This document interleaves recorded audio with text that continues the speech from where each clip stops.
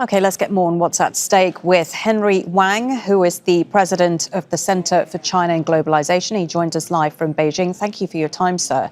What role do you think China is prepared to play to ease tensions around the Strait of Hormuz, given its heavy dependence on Gulf energy flows? Yes, I think this time the President Trump's visit to Beijing is so timely and significant. And as we see, the turmoil in the Middle East and also the recessions, possible inflations affecting the whole world. So I think coming to China, China is also a vital partner of the Middle East, of Gulf countries, and of Iranian as well. Last week, the Iranian foreign minister was in Beijing, and I think Foreign Minister Wang has mentioned that the war should not be continued, and we need to have a dialogue, and the Hormuz channel should be open. So I think China has a really vital interest there, and 40% of China petroleum comes from Hormuz channel as well.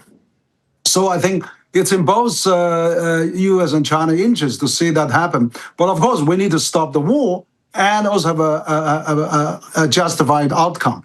So I think, I think both for U.S. and Iranians, they don't have any intention to further fight. They have been exhausted, have been stuck. So now they need a ladder to come down and gracefully. And then China just provided that handily, those stairs to come down so that we can probably back to peace. And I'm sure China could be a good catalyst and players, mediator, if necessary, right. To finish this war. And given the close relationship between China and Iran, does Beijing see the Iran crisis as leverage when it comes to its negotiations with Washington on trade and tariffs and technology?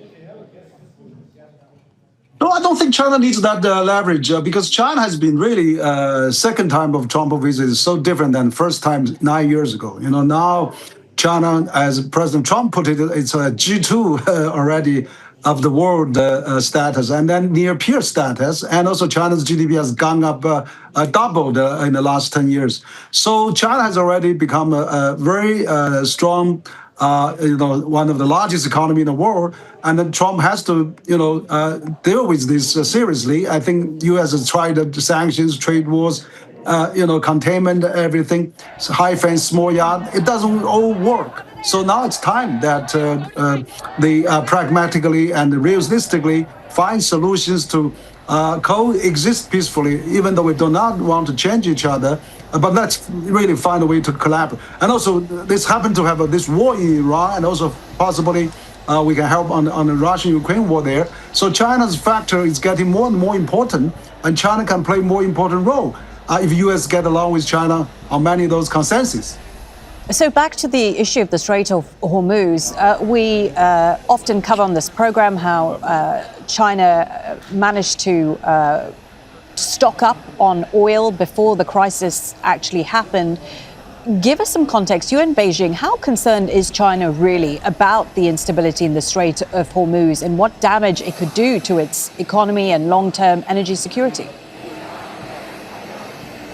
Actually, I think China probably would be the least heating country. Other countries, Europe has heavily depended on oil price so high, it's a jeopardized economy.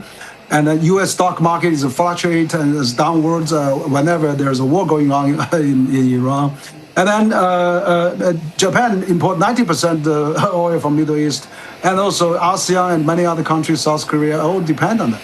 China, on the contrary, 60% of China energy now is renewable. And China also have a large inventory. And furthermore, China can buy also, if necessary, some cheaper gas from Russia or from Central Asia, from all the other sources.